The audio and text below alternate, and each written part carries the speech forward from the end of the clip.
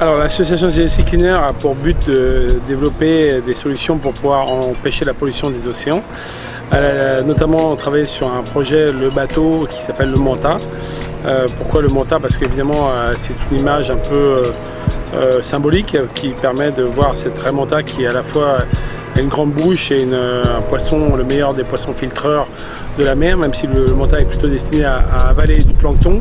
Nous on va essayer d'avaler plutôt du plastique et on a cette largeur de collecte comme le manta et on espère surtout redonner l'océan que les mantas ont eu au départ pour qu'elle soit toujours aussi bleue.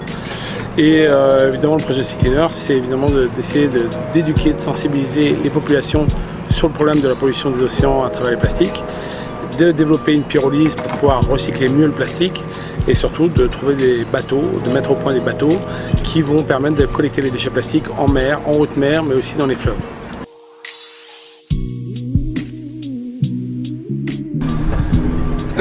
Alors cette expérience que j'ai eue dans le Grand Nord en 2017, c'était vraiment pour aller constater le réchauffement climatique, c'était d'aller naviguer avec ce petit catamaran de 6 mètres au milieu des glaces et de voir si vraiment la glace était fragmentée et si un bateau à voile pouvait passer pour la première fois à travers ces glaces en solitaire. Et ça a été plutôt un constat à la fois rassurant parce que j'ai resté bloqué dans les glaces pendant 3 semaines, mais à la fois aussi consternant parce que le témoignage des Inuits que j'ai pu rencontrer sur le parcours est très poignant parce qu'eux ils te disent que depuis 35 ans en fait la nature s'est complètement transformée, qu'il y a 35 ans il n'y avait que de la glace devant chez eux et que maintenant il y a 2 mois, 4 mois, 6 mois d'eau devant chez eux, parfois sur des centaines de milles, et que là tu te rends compte qu'ils sont obligés d'avoir des bateaux, chose qu'ils ne connaissaient pas avant. Ils ont moins de poissons, moins de baleines et que voilà, la vie a complètement changé avec le réchauffement climatique et que là pour le coup tu te prends vraiment une claque dans la figure parce que tu te dis c'est plus qu'une réalité quoi.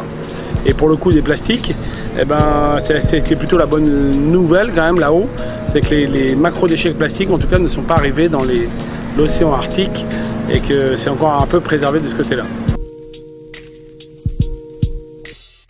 Alors globalement on va essayer d'avoir un impact proche de zéro quand même avec ce manta, mais on n'est pas à l'abri d'un accident, même si l'objectif c'est quand même de mettre des sonars à l'avant du bateau pour faire fuir tout ce qui est poissons, mammifères marins, etc.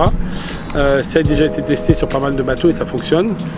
Si malheureusement on pêche une tortue ou un poisson lune très lent dans son mouvement, tant pis, on le remontera à bord à travers les tapis roulants. Mais le tapis roulant il est fait de telle manière qu'il n'est pas agressif, que la tortue remonte à bord du bateau et que ça repart à la mer à l'arrière du bateau. Donc il n'y aura pas de dommages collatéraux. L'objectif de Sea Cleaner il est très clair, c'est de montrer aux États, aux politiques, aux décideurs qu'ils ont des oreillères et que le grand public aujourd'hui, les jeunes de demain réclament l'arrêt du réchauffement climatique, l'arrêt de la pollution des océans et qu'aujourd'hui on veut vraiment des vraies actions concrètes, on ne veut pas simplement qu'un discours politique.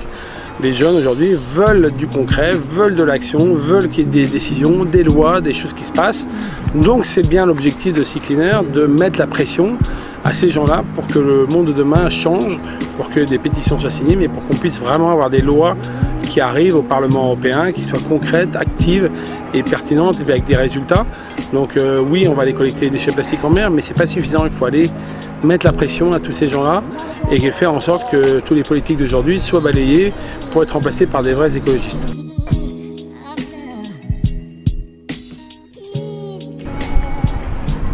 Je suis assez persuadé effectivement que c'est en faisant des coups d'éclat qu'on arrive à faire changer les choses. Ça c'est sûr. Après, est-ce que la justice donnera une vraie justice sur le plan écologique? J'en sais rien. Mais en tout cas, le fait de faire la pétition, le fait de se battre, le fait de faire connaître au grand public, le fait de montrer que l'État ne va pas dans le droit chemin par rapport à ça, c'est déjà une très bonne chose. Donc oui, il faut se battre, oui, il faut aller dans toutes les actions possibles et inimaginables. Malheureusement, les lois ne sont pas forcément pour l'écologie aujourd'hui. Mais en tout cas, c'est dans ces combats-là qu'on peut faire avancer les choses. Et il nous faudra un vrai 68 de l'écologie avec une vraie révolution. Mais c'est sûr que ces gens-là, le problème de l'écologie, c'est que c'est pas du tout ça apporte pas de l'électorat, quoi. Ça ramène des gens, ce qu'ils veulent, c'est avoir de l'emploi, c'est avoir une meilleure sécurité sociale, et c'est légitime. On ne peut pas reprocher aux gens d'avoir un minimum vital et un minimum de bien-être. Mais voilà, du coup, les politiques sont un peu concernés un peu plus par ces problématiques-là, et l'écologie a tendance à passer en dernier, surtout que ce n'est qu'une dépense, l'écologie. Il n'y a pas vraiment de business possible et de rentabilité là-dessus, de manière globale. Donc du coup, bah, voilà, ils mettent ça un peu derrière les fagots. Mais voilà, il faut se battre contre ça. Il faut surtout que les gens arrêtent d'être dupes par rapport à ces discours écologiques. Les 3/4 des discours écologiques de ces politiques ce sont que du blabla. Voilà, et qu'il n'y a pas vraiment d'action. Il ne faut pas oublier, Macron, il a promis, juré, craché pour dire le glyphosate c'est terminé dans 3 ans maximum. Et quelques semaines et quelques mois après, il retourne sa veste. Comment on peut faire ça? Ou alors si tu fais ça et que tu dis que l'agriculture n'est pas prête pour ce changement, bah tu dis d'accord, c'est pas 3 ans, c'est 5 ans, c'est 6 ans, mais tu prends la décision tout de suite. Tu dis on va juste décaler de 2 ans parce qu'effectivement il faut absolument décaler. Mais et des gens comme ça sont encore crédibles aujourd'hui. C'est ça qui est pitoyable. C'est des gens-là, ils devraient être mis 2 pieds sous terre à partir du moment où ils reviennent en arrière sur leurs décisions. Donc voilà, nous, Seedcleaner, on va essayer de monter la communauté européenne, de monter dans les hautes sphères, effectivement, pour se battre. Et l'avantage qu'on a, c'est qu'on a des projets très concrets, on a des projets sur le terrain, on a des projets pour se battre, on a des projets voilà, pour éduquer, sensibiliser. Et puis voilà, j'espère qu'on embarquera le plus possible de gens avec nous dans ces aventures-là. Alors moi qui suis un grand amoureux de la nature, évidemment, je ne peux que être optimiste. Il y a une chose que je suis sûr et qu'on dit tout le temps, c'est que la nature et la planète se remettra toujours de ce désastre écologique. Donc nous, les hommes qui aimons la nature, ça nous rassure. On se dit la planète va s'en remettre de ces conneries. Mais par contre, ça ne sera pas sans dégâts, évidemment, sur les humains. Et évidemment qu'il va y avoir des morts, des milliers, des millions de morts probablement, liés à cette pollution, liés à ce réchauffement climatique. Et c'est malheureux parce que la sonnette d'alarme, elle est tirée depuis 30 ans. Elle est alarmiste depuis 5 ans et ça ne change pas pour autant. Voilà, mais en tout cas, voilà, la planète va s'en remettre et j'espère les animaux, la faune, parce que c'est voilà, nous les humains, quelque part, on s'entretue entre nous et quelque part, bah, on se tire une balle dans le pied, tant pis, et on aura mérité ce qu'on mérite.